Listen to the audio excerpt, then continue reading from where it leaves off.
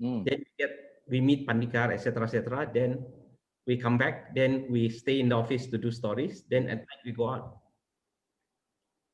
Okay. Good evening, Malaysia, and followers around the globe. Tonight, we're going to discuss about the Sabah elections. We are now in the final lap of the Sabah elections. It's just a little over 48 hours to polling. It's D-Day on Saturday, and it's one of the most closely fought elections. It's been called the democracy of Sabah, and there are 447 candidates contesting in 73 constituencies. This is what we are looking at, and that there are many areas where you have 3 corners fights, 8 corner fights, and so forth. So, Philip, how has the mood been like in Sabah? I think now let's look at Philip. Let's look at the graphic now. Maybe you can talk a bit about the graphics that we have put up. You look at it that we have 3 corner fights, 3 corner fights in 3 areas, 4 corner fights in 5 areas, 5 corner fights in 15 areas, and there's 1 and 10 10-way fight in Anam. Yeah. And in Bengkongka, which is a seat in Kudat, we have an 11 corner fight. So maybe Philip, you can tell us about the what's the situation in Sabah and how these big fights are shaping up. Okay. Let me adjust my what. Okay. First of all, Chunwai, the thing about this election is it's a different election than previously that we have covered for the last maybe 20, 30 years.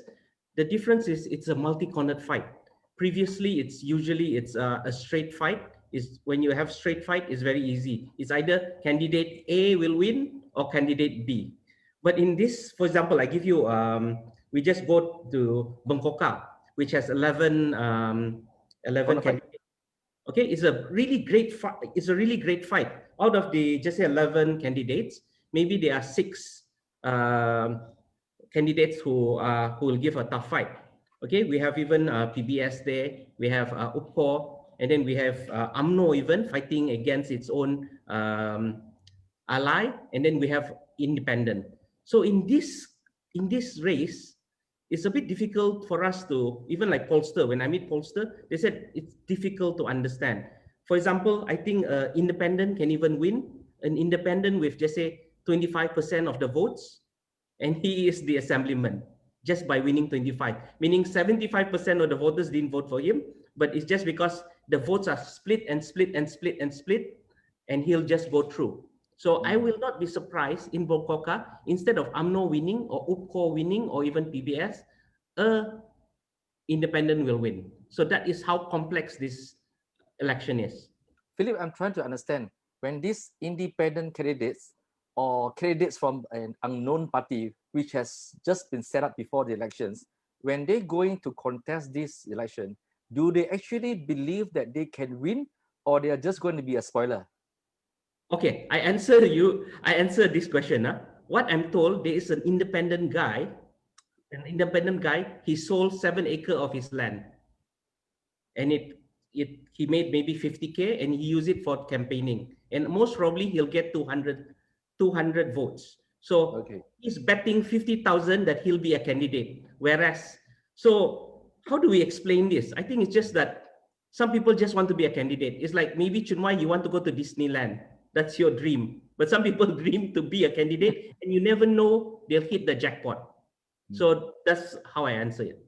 Okay, Philip, for the benefit of many of our followers who are from Semenanjung, who have not been to Sabah, or the only place they have been to Sabah is just Kota Kinabalu. Now, this election, which covers 73 areas, covers both rural and urban areas. If I'm not mistaken, Shafi's warisan has got the edge in these urban areas, based on the sentiments on the ground, as well as the results from the past elections. urban voters have given their votes to Warisan, and that the trend can be seen quite clearly. Okay, now the outcome of this election, will it be decided by the rural areas or the urban seats? And how many seats which Warisan must win in the rural area to make up to top up these urban seats that you probably retain? Okay, just say we're talking about urban seat. You're Yeah. right about that. Most of the seats, especially those in Kota Kinabalu, and then Sandakan, and then Tawau, it will be won most probably by Warisan Plus, which is led by Shafi. But the suburbs of these big towns, like for example, Kota Kinabalu, we have suburb of Karambunai and then maybe Petagas. I think it's competitive. Things can happen there. And these are the seats that if Warisan Plus is not careful, they won it before. For example, they won Karambunai and also Petagas. If they lose it, then it's a trend. It shows that they might lose grip in this election. And also the other one is in Nanam. So I think it's very important for them to try to win the suburbs. Okay. And then the other one that you asked, rural. I think rural is the, I think BN, no, G, okay, see, it's very confusing because there's so many allies. The Gabungan Rakyat Sabah, which is it's Barisan Nasional, Perikatan Nasional, and PBS. I think they have an edge in the rural seats. But we cannot say also that Warisan, it depends on the ethnicity sometimes. So, yes. The reasons why BN parties, or rather it's Gabungan, as you said it, the reasons why they are strong in rural areas, is it because that the voters in rural areas have always been dependable on the patronage and financial support of their elected representatives, and as well as the government support, and that unlike the urban areas where they don't mind if they don't even know the name of their adun, or do not even seek the help their adun, but in the rural areas, this kind of support have always been important to the rural voters. Is that the reason why the what do you call it, the UMNO, Bersatu, and Gabungan candidates will come up much better than Warisan? Okay, I agree with you, but it depends on the seat also. For example, like just say urban seat of Luyang, or even just say Luyang or Likas, it actually doesn't matter who is the candidate. It can even be me, and most probably I'll win if I was a Warisan Plus candidate, because the voters, they are more interested, they are loyal to the party and not to the candidate. And then when you look at the candidates who win, they're usually colorless. Okay? So it shows that it's about the party and not about the personality. Whereas in rural seat, personality is more important. And then I think it will show in this election, because for the voters, they're confused. There's like, you have one party, they have UMNO, and then you have another party, just say UKO, and then you have one Bebas. But for them is, they're confused. There's too many candidates. So for them is, they will look at not the party, but on the candidate. And they'll say, oh, this candidate, when I had a funeral, he attended. When I had a wedding, he attended. And when I had that extra, I need to go to the hospital, he helped me. So for them is, they will go for a candidate that is, technically for me, it's called either they're Santa Claus or Robin Hood, or they're just a good person. Okay, so yes. So big names like what do you call it, Bombokta, Anifa, all these are strong personalities, okay, and that they are described as warlords in this kawasan. Would they have an edge in the election? For Bong, it looks like he has an edge. It looks like an edge, but you mentioned Anifa. Anifa is in a very competitive seat, actually. He's sandwiched between Warisan, which is the incumbent, and then he's sandwiched between also with UMNO, which is also quite strong there. So I think Anifa need to project more that he will serve his constituents better, and then maybe he'll have an edge. But at the moment, it's a tough fight, I think, for him there. But there's a possibility he can win, but it's tough. What about big name like Jeffrey Titingan? Okay, Dr. Jeffrey is a very interesting guy. He's contesting in Tambunan, and his brother, who's with PBS, sent PBS to contest against him, but they have already decided, okay, no, they'll withdraw their candidate. It looks like Dr. Jeffrey should should be able to win in Tambunan, which is, we call it Kitingan country. I think the Kitingan since Pyrin, and then when Pyrin lost to Jeffrey, he lost to another Kitingan. I think a Kitingan should win, and he's the only Kitingan on the ballot box. He should win that seat. So this pull out by PBS in just 3 days or 4 days before the election. Now, would it make any impact? Is it real, or is it just lip service, or a little bit too late? Okay, what I'm told is they, out of the negotiation, PBS only managed to get only 2 candidates to withdraw, meaning they will inform the voters that they are still in the ballot box, but they are not in the running, they support Star. But I think in other seats, like for example, Moyog or even Liawan, PBS wanted to have their candidate withdraw. But the problem is, it's about ego. There are candidates who they were told to withdraw, but the candidate said, no, I won't withdraw. And then PBS said, why don't you want to withdraw? The candidate will say, I'm very popular. So they will ask, why are you popular? And he'll say, I have more flags than my opponent. So sometimes it's all about ego. So in those cases where PBS has officially announced that they are pulling out, would the PBS logo appear in the ballot box? Yes, it will appear because you can't take it out. But by withdrawing, like for example, in Tambunan and in Bingkor, I think it gives Star a slight bet. It gives them an advantage because PBS is no longer against them. So hopefully for them, the vote won't be split. So in Bingkor, for example, it's a 3-way fight. PBS, DAP, and Star. PBS and Star are in the same alliance. So by PBS withdrawing, then maybe the PBS supporters will dump their votes towards Star. So maybe they will have an edge there. One thing about the politics in Sabah is that always been intriguing, and that even in the 2018 general election, Sabahans, they are known for their, what they call it, their backstepping and sabotaging among their parties. Okay, give an example. Saleh Korok is a big name in Sabah politics. His father was a governor and a chief minister. He was a chief minister, right? Yes. He was a chief minister. The father was a governor. No, the father was a chief minister and later a governor. Okay, so Saleh lost his parliamentary seat. But yes. And but the 3 state seats, if I'm not mistaken, was actually won by Barisan Nasional. So now he's contesting again in a state seat. How is he performing as of now? Okay. 3 nights ago, we were in Usukan, which is the seat that he's contesting. From ground report, it looks like he's popular. And then he has the machinery to move around.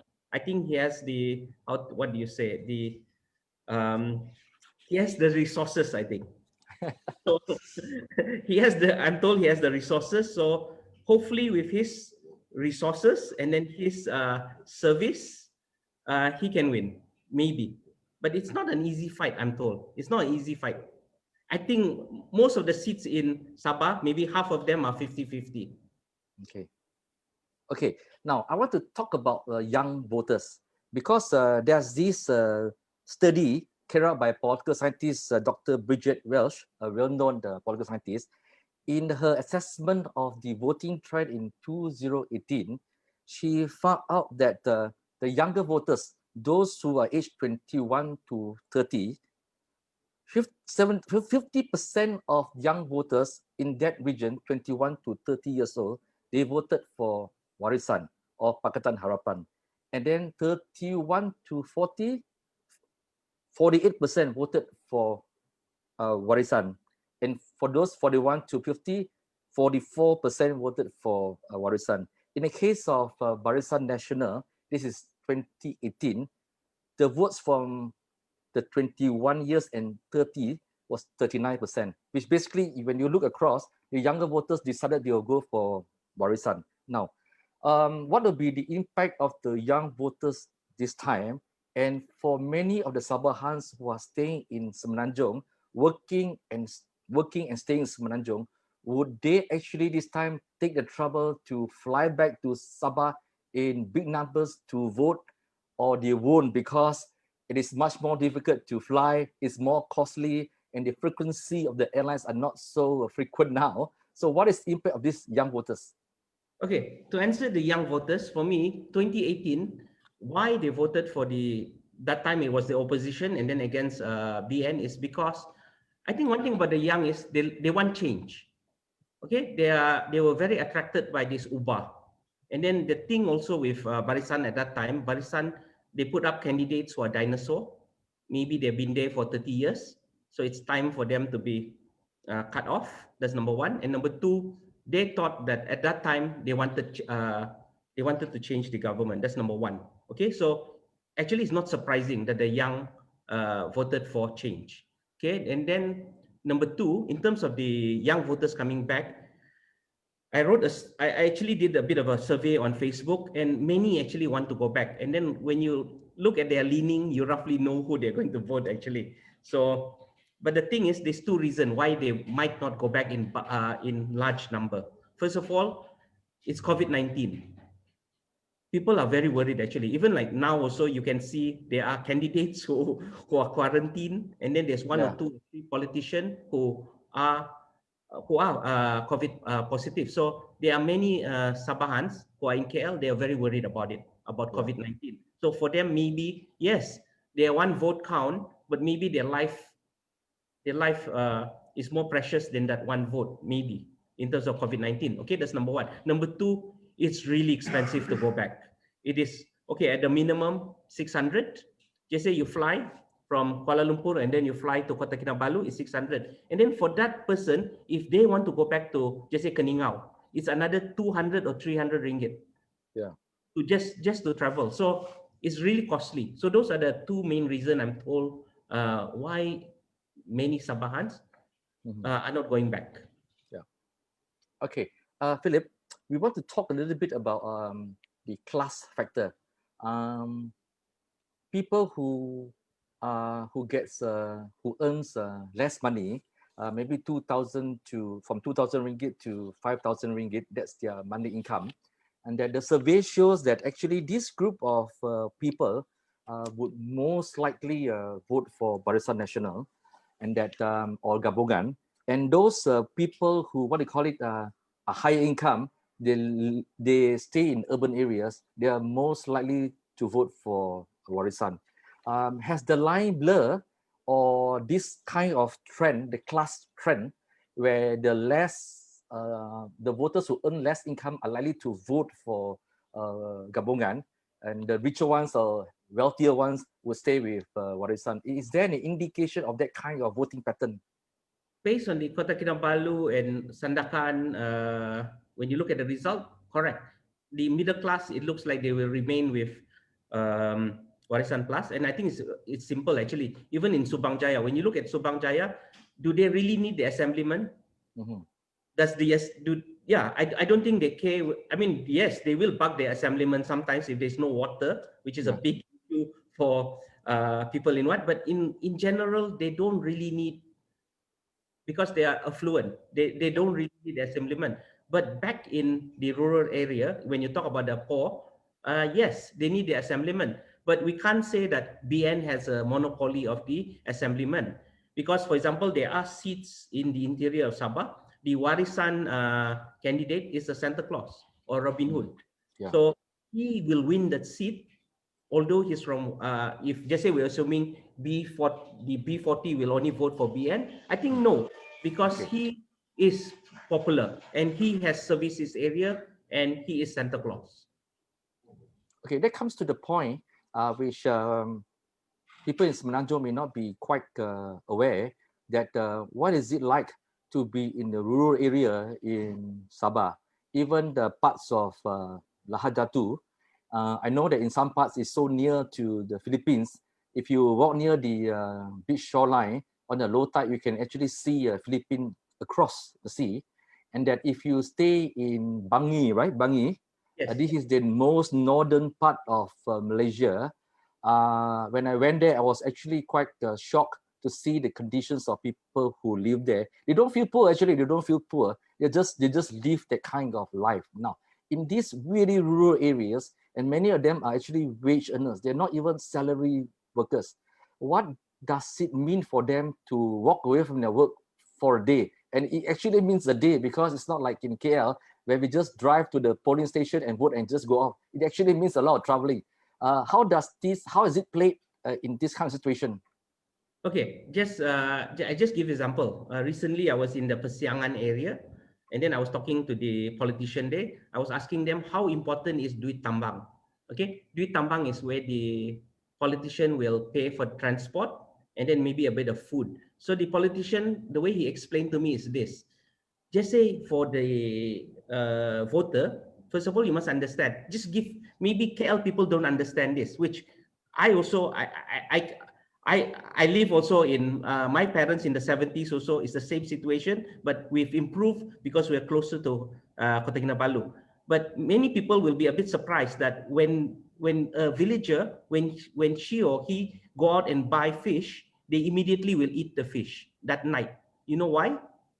Because they don't have refrigerator. It's very simple actually. Yeah, immediately the fish they have to cook it day and day. If not, there's no fridge. That's number one. It shows how poor they are. They are okay. That's number one. So for this voter, just say from first of all, that voter do not have his own car. They rely on public transport. Just say they live along the river, and then they need to take a boat from A to go to the polling station. It will cost them maybe 35 ringgit to go, and then 35 ringgit to go back, and then maybe 10 ringgit to eat because they have to wait for a few hours Yeah. for the boat to come back. So that is already 100 ringgit.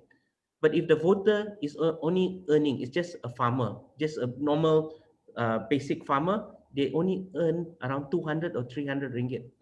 So 100 ringgit to go out of to vote is already 50% of their income. So maybe we don't understand because, for example, in Subang Jaya, I can even take a grab or I can just walk and vote if I was a voter. So, but in Sabah, no. So in order for you to encourage your voters, these are people who want to vote for you but can't afford to vote. I mean, can't afford the transport cost. So in the what you have to do is you have to provide transport, and that is duit tambang. Philip, I was told that this time, many of these well-intentioned campaigners from Semenanjung who wanted to go to help their party colleagues in Sabah, but they were instead told politely that please do not come to Sabah. We can handle it ourselves much better. Is it because that people in Semenanjung do not connect with what's happening in Sabah, or their party colleagues just feel that, look, if you come over, I'm going to end up being a chaperone, take you around KK or in Sabah, and I'm going to lose my time. And for that matter, I was told that Dr. Mahathir has also been told by Warisan campaigners that please do not come, Dr. Mahathir. Why is that so? Okay, that's Questions. yeah, two different questions. I just Yes. answered the one. Okay, the thing about some of the politicians, they're coming here. Yes, they are campaigning, but maybe they came here for the Sabah seafood because Sabah is so famous. Or to watch the sunset. Yes, and then some of the politicians, I meet them at Welcome Seafood Restaurant in Kota Kinabalu because the seafood there is very good. Okay, so that is political tourism. But going back to your question, that this is, I just give one example. We had a government minister. He's a federal minister, and then I took a picture of him, and then he was talking about pendatang tanpa izin, and then he was talking about also the threat from Philippines. So he was talking about that. So I took his picture and I posted in Facebook. And then it looks like my Facebook friends, they were very angry with what he said. So I think then I sense actually, or maybe it's a very middle class kind of, maybe my friends are all middle class. So, but they were really against what he said. But then I realized what the federal minister did is he sounded very patronizing.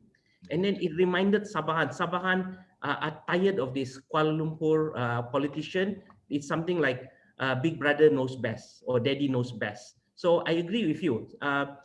Sometimes it's a negative point actually, bringing actually Sabahans. I think what they want is when Sabahans fight with Sabahan, they just want Sabahans fighting with Sabahan. They don't want somebody from KL coming and then joining in the fight.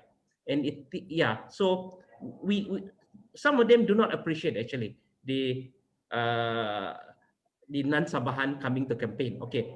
Then you talk about Mahathir. It's really interesting that I think Mahathir is like, he will have loved coming to Sabah, but it looks like Warisan Plus have asked him to stay back, and then maybe it's the safest thing to do because he won't be an issue. So I think they played safe with him. And what Mahathir did is just it's a video appealing to the voters to vote for Warisan Plus. Is this a project IC or project Mahathir where he has been accused of speeding up the process of giving citizens to these foreigners? Is it still an issue in this election, or people are still they're forgotten, or they sort of like accepted it? What is the mood over this issue? Okay, I was in one of the, it's in a Kadazan Dusun area. I was in Kulu the other day, covering your friend Johnston, who is a former NST editor, who's now a real-time politician. So I was listening, and then I think the Home Minister, he rara the crowd about PTI. It looks like the crowd are not paid. They look very genuine crowd. It looks like they are very against the PTI issue. And it looks like, okay, it looks like these are the voters that are very worried that demographically Sabah is changing, that there will be more illegal coming. And the other one, to give you a hint in terms of you talking about phantom voters or even Project IC, I think the CP, he has announced that there will be outsiders coming out to disrupt election. So I think he's giving hints that they are unknown people who might have unknown, they might have identity cards that might allow them to what. So that is a big concern also. Philip, I've always wanted to pose this question that about the hypocrisy of Sabahan politicians. Okay, now I know that most politicians, whether they're in Sabah, Penang, or PJ, most of them will be hypocrites in some ways. But in the case of Sabah, I'd like to point out two issues, which is like burning issues in Sabah. Okay, so I've noticed that Warisan has put up big billboards talking about frogs. What's the slogan? Pitas kata, is it? Oh, what is it? What is it, Books? Yeah, they said kill off the frogs lah. Frogs, yes. But I think that, and then that you have supporters who actually say that, oh, they will not vote for these Katak politicians. But then the government of the Barisan national government collapsed after the election was simply because 6 Barisan national Adun jumped to Shafi's Warisan, okay? And the whole government collapsed. And it was because of these 6 frogs which led to Shafi'i setting up his government. And now we have Warisan taking pot shots at frogs. Then there's another one, okay? Now, every time there's an election, the issue of state-federal relationship will be brought up, Sabah rights and everything. But then many of these politicians who are speaking of Sabahan rights, they have been in the federal government or part of the federal government for decades, okay? They are part of the federal government. And what have they done to restore and protect the rights of Sabahans? And yet, in every election, these are the same guys talking about Sabahan rights. So I find this contradiction being played over and over again. Okay, Chunwai, talking 2 questions. One is the frog, then the other one is the Sabah federal relationship. Yeah. I think with voters, they are good frogs and then they are bad frogs. So, and then it's all about, it depends on who they like. If they like that politician, then it's a good frog. If they don't like the politician, it's a bad frog. And then this thing is, I can debate with anybody for 1 hour that the person is a frog, but for them, yes, they will argue, yes, but he's not a frog because he didn't bring down the government. It will have like really interesting explanation of what is a frog. But like you rightfully say, yeah, technically they are frogs. So yeah, that's the hypocrisy, I think. People are, and then I find it ironical also. There are political party who have like, I think they serve fried frogs. They had like a party to serve frogs. But then the funny thing is those people serving the frogs they are supporting a party that also are rearing frogs. So it's quite, I think it depends on it depends on how they rationalize it. Okay. And then in terms of federal government, okay, I don't know, I've seen politics for so long, maybe 20 or 30 years. I think in the end, it's like, for just say they talk about that Sabah for Sabahan and then federal relation, etc., etc. But I think, okay, if you're a politician, Junwai, how, and then this is a big issue. Yeah. So most probably, in order to hook the voters, you use that.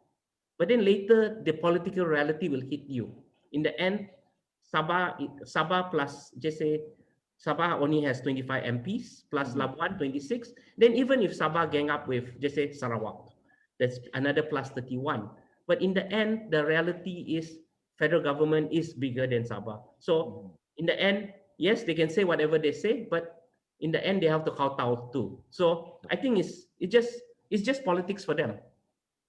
Okay, Philip, that you know that one of the best things about staying in Sabah has always been this cross culture. There's a lot of intermarriages, and there's a lot of racial and religious tolerance. In one family, there are Muslims, there are Christians, and it's really beautiful to be in Sabah. And I always like going to Sabah because you really feel the identity of being a true Malaysian there. And in this election, there's a lot of, despite talking about Sabahan rights, there's a lot of talk to say that, look, we want to maintain this unity, which is always special to Sabah. But yet at the same time, when you look at the voting patterns of previous elections, I do not know how you call it, but Dr. Bridget Reg has done a very good survey, and she found out that in 2018, the number of Bajaus and Suluks who voted for Warisan, presumably because of Shafi'i, was 61%. 61% of voters who are Bajau and Suluk voted for Warisan. And of course, in urban areas, the Chinese 93% voted for Warisan. And that, but in these Kadazan Dusun areas, 44% of them voted for Dan Barisan. And Murut, 62% voted for Barisan, and Malays 58%. Okay, now based on these voting trends, where there's some kind of ethnicity decision, how would they be seen this time? Okay, Chinwai, first I want to just explain you're talking about ethnicity and how Sabahans have intermarriage and everything.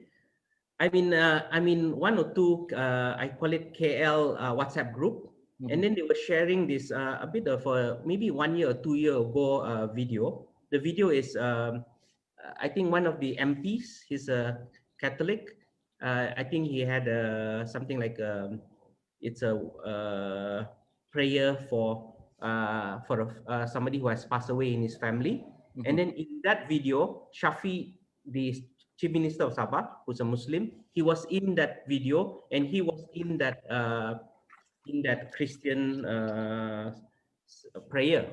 Okay, and then many were saying it will never happen in Semenanjung, or it only happened to Shafi. So they think that yes, Shafi is open-minded in terms of religion and everything, but when you look at Sabahan, just say you take Saleh Said Kurwak, who was the former Sabah Chief Minister, or if you take Osu Sukam, who's the former Sabah Chief Minister, they married, for example, Kadazans.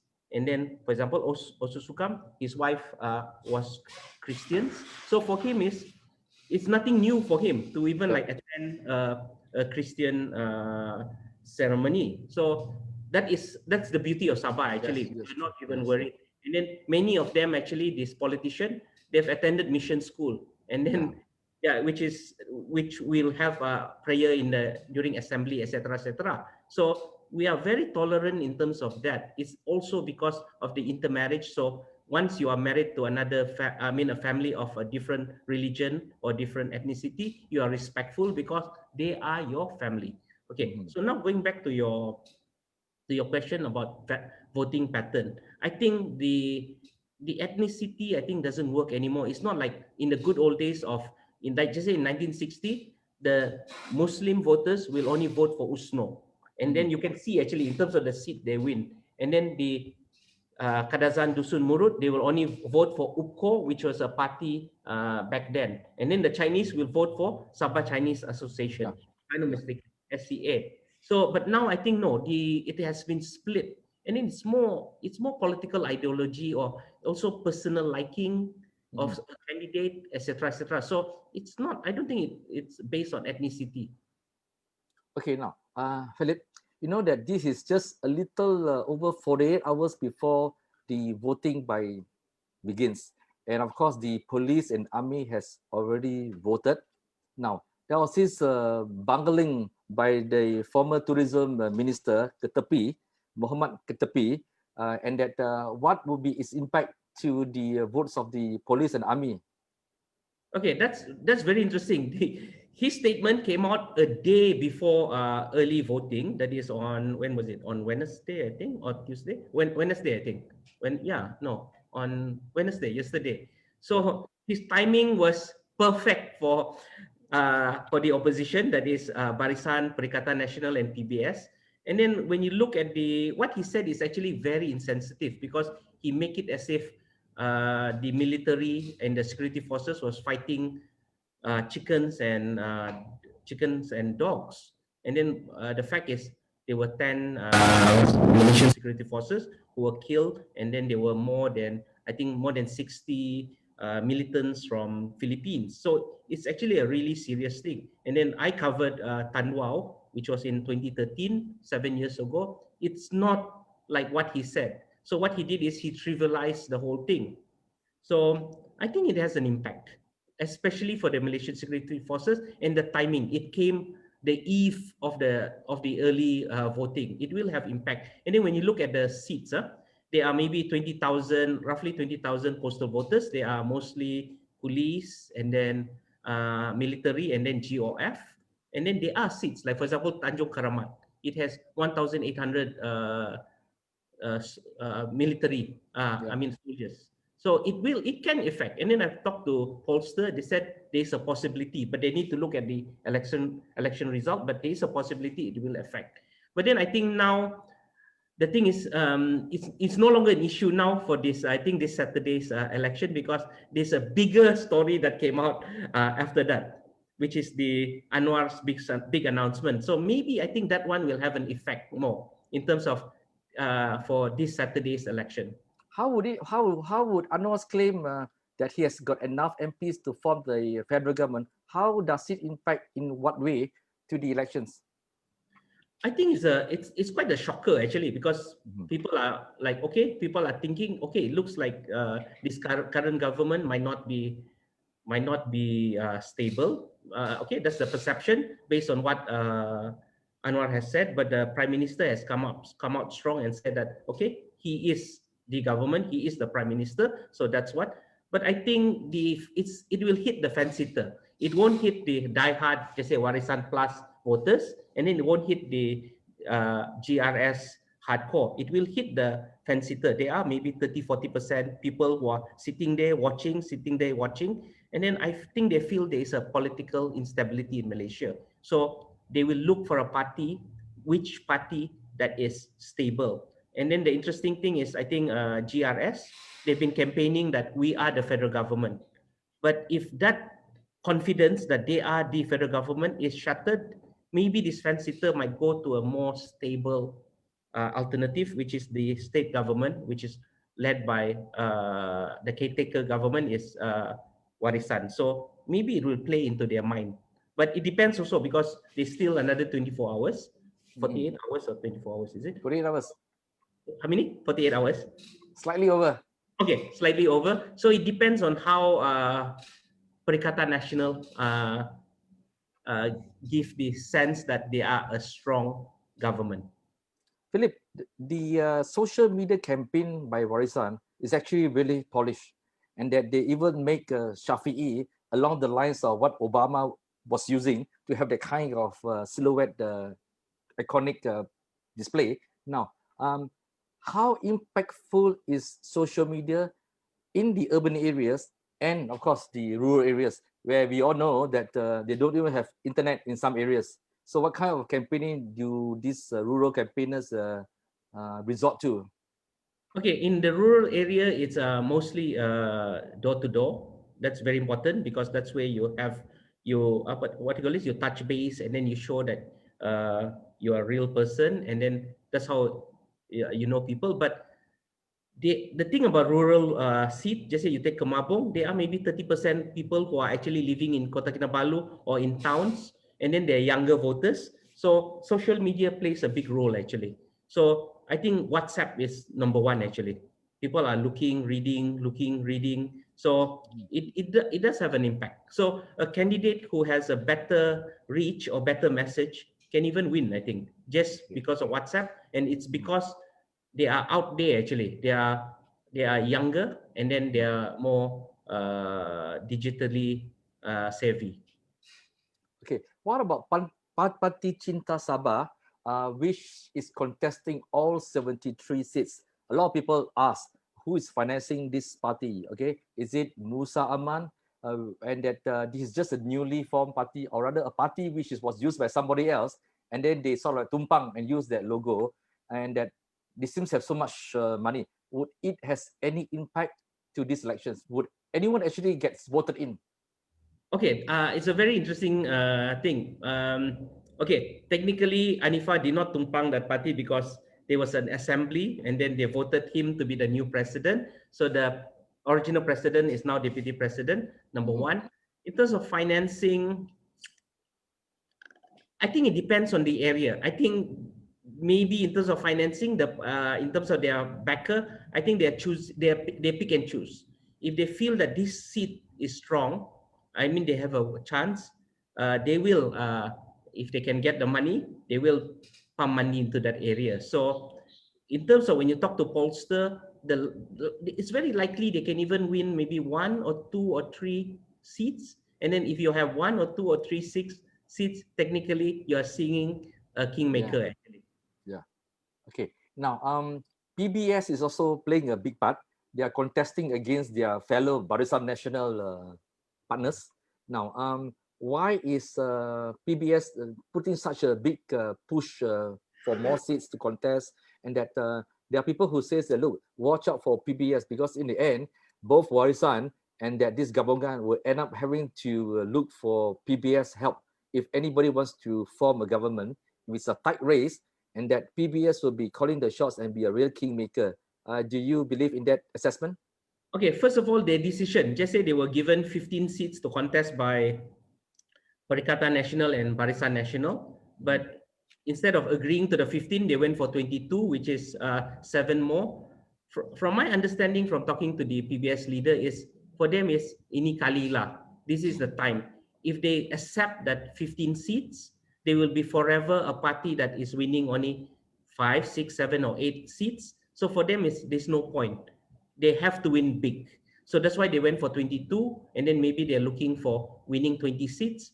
But realistically, when you look at the chances, at the most, maybe PBS can replicate what they did, which was winning 6 seats. And then if they are slightly popular, they will win around 10 seats. And then if they do really good, they'll win 12 seats. But then if they do win 12 seats or 15 seats, they already did 100% better than 2 years ago. So for me, what PBS did is just politics actually. They need the numbers. They cannot be a six assemblyman party. They want to be a player in the Sabah government. You know, all this infighting, PBS contesting against its fellow Barisan members, and then you have, while Bersatu and UMNO seems to have put on their act pretty well, but the rest of the other parties seems to be in the disarray. And of course, they cannot even decide or name their potential chief minister, in comparison to Warisan Plus, which has already named Shafi'i as their choice for chief minister. This lack of cohesion, and that would it place itself as a sort of like a disadvantage to the eyes of the voters, or there's no impact at all? Chinua, I believe there is impact actually, because what they did is first of all, they are splitting the votes actually. Okay, number one. Although some people will counter that in certain seat it doesn't matter, but then what they did is kind of like if the, just say Perikatan Nasional, Barisan Nasional, and PBS, if they do badly, it's because of this split, this lack of leadership or lack of discipline among them. So I give you example. We just go for a seat it's Paginatan. Paginatan has a six-cornered fight, and then can you imagine the enemy is UPCO, but UPCO is facing UMNO, and then they're facing PBS and they're facing STAR. Three parties that is in the same alliance, which is Gabungan Rakyat Sabah. So can you imagine the votes will be split? Technically the GRS votes will be split, and then UPCO might have a chance they'll just slip through. So and then you can see it in other seats also. For example, just say there's a candidate in around, just say nearby, maybe he only has 40% popularity, but then just say PBS is fighting with Star and then another party, and then the 60% votes that are against this candidate will be split into three. So this split it looks like might cost. That's why pollsters are not that confident. They can't really read it. It's because of this split, and it might cost the GRS the votes. So that is a very tricky part. And then going back to, like you say, seemingly what you said is Bersatu did not place on paper. Yes, Bersatu is not facing UMNO in any seats, but I think they are independent candidate and they are incumbent assemblymen. They are, incumbent assemblymen. There's 6 of them. They are contesting as independent. So the big question is, they're all going against UMNO candidate. So the big question is, who are these 6 incumbent assemblymen, and then why are they going against UMNO? Is it a stab from within that is it a shadow fight? So Philip, where does this USNO or new USNO stands among this crowded race? Okay, good question. Recently, we met Pandikar, and it's Pandikar Amin, who's the main guy behind this. Pandikar, everybody knows him. He is the Dewan Rakyat speaker. He's a larger than life character. When we met him, what he told me is he wants to have a new deal for Sabahans. So it looks like after, I don't know, 20 years of out of politics, because he was the speaker, I think it's for him is an opportunity to maybe come back, and he can be either a thorn in the Sabah government, or he can be even the one guy who will tip the balance. So that is Pandikar. He might be that guy, and USNO might be that party if it wins 1 or 2 seats. So yeah, that's why this election is very exciting, is because people who are independent can tip the balance, or even small parties. It's not like the old election where the end will win all the seats. So there are many variables, there are many possibilities, and that I have one last question for you before we sign off for this evening. I'm going to ask you to put your reputation on the line. Okay. How would you predict the outcome of this election? Okay, for me, since you are putting my reputation on the line, for me the result will be this close. It is this close. This is from even looking at the even when we go through the list, I go through the list with pollsters, etc. There are many seats out there which is 50-50 seats.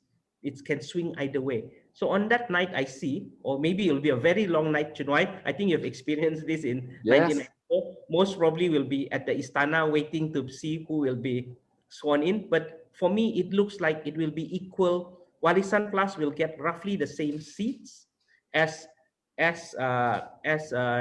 GRS, the Barisan Perikatan and PBS, and then the one that decides will be the independent, maybe 2 or 3 of them, and then maybe 1 or 2 or 3 small parties that you never heard and nobody has actually talked about it. For example, in Morotai, there's a party called Parti Harapan Rakyat Sabah. Maybe they're the one who's going to tip the balance. And where they go that night is what? So what I was told by one politician is, it's not the Rakyat in Sabah who will determine who is in Sabah government, but the Wakil Rakyat on that night, when there will be negotiations for them to Yeah. What is it? Horse trading. Yeah, my colleague Mugu said horse trading, which I really don't understand what he means. But what I know is the Wakil Rakyat will be, I think their value as a Wakil Rakyat will go up, and their investment in terms of the election might be, they might get back returns. So, Philip, the real results may not be determined on Saturday night, but may be determined only 48 hours later or a week later, where the actual horse trading and the deals will be made, and frogs will emerge again, croaking away to tell them how much they are worth, and then they will know the actual results of the result of the election. Now, Yes, I now, agree. Yeah. yes. So now, would we see if it's really this tight, as you say, we will see a situation where all these parties will lock up their winners, keep the identity cards, take away their phones. Is that going to happen again if we start? I think you've seen it also. And talking Yeah. about the locking up of assemblyman, I think it happened in the recent attempt to form a new government. I think the assemblyman were kept in a certain house, and then later in the morning they all went to go to the istana to try to form a government. Yeah, I think it's very normal because there will be people offering. And So thank what you, I Philip. understand is maybe their phone will be taken away from them so that they can't negotiate. But don't worry, politicians are very innovative. They will find a way to negotiate. Yes. Thank you, Philip Golingai, our reporter in Sabah. Thank you for keeping us updated on what's happening. And we hope to come back again to share our assessment on the outcome of the Sabah elections if the results are very clear. Thank you, Philip. Please, finally, please don't forget to like, follow, and share Real Chunwai on Facebook. Thank you very much. Good night, everybody.